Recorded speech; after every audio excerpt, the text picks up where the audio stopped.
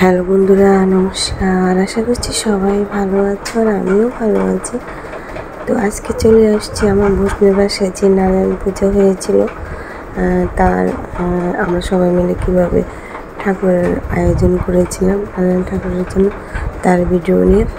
তো এখানে আমি বসে গেছি খইগুলো মধ্যে যে ধান থাকে সেগুলো বাঁচানো বেঁচে ফেলার জন্য। আর এখানে পুজোর জন্য ফল নিয়ে আসছে। আর এখানে ফল রয়েছে আম,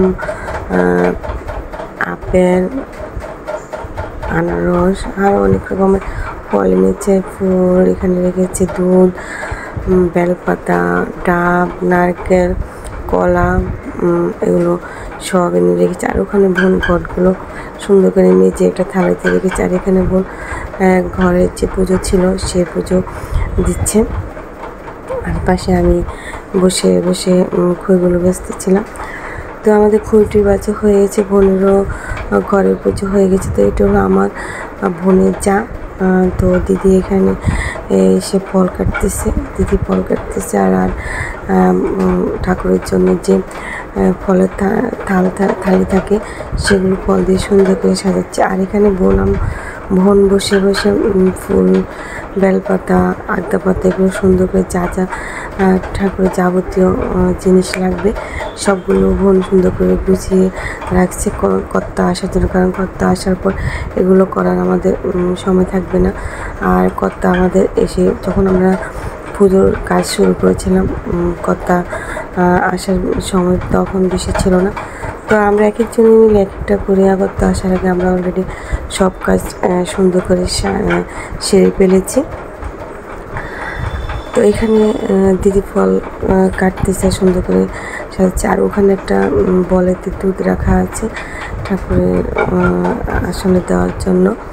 আর এখানে আবার দিদি এখন কাঁঠাল খুলতেছে, কাঁঠাল বসে। আর দিদি কিন্তু অনেক সুন্দরভাবে কাঁঠাল খুলতে পারে, তাই দিদি বসে পড়েছে অলরেডি কাঁঠাল খোলার জন্য।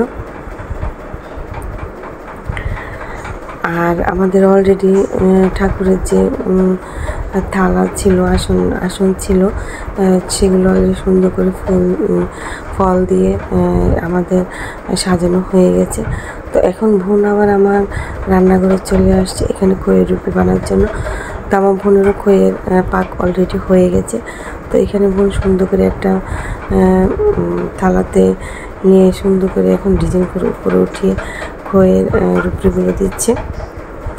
তো এটাও কিন্তু ঠাকুরের সামনে দিবে। আর আমাদের সব গুছান ঠাকুরের কাজ সব অলরেডি হয়ে গেছে। তো আমাদের এখন কর্তা অলরেডি নারায়ণ ঠাকুরকে নিয়ে ঘরে চলে আসছে। তো আর আমি কিন্তু মানে আমাদের পুজোর আয়োজন কী ছিল সব ভিডিও করে আমি আর পুজো হয়েছে সবগুলো কিন্তু আমার অলরেডি আমার পেজে আপলোড করা হয়ে গেছে।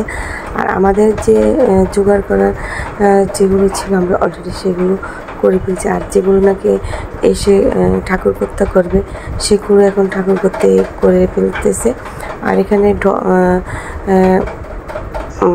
ঘট 5টা বসাতে হয়।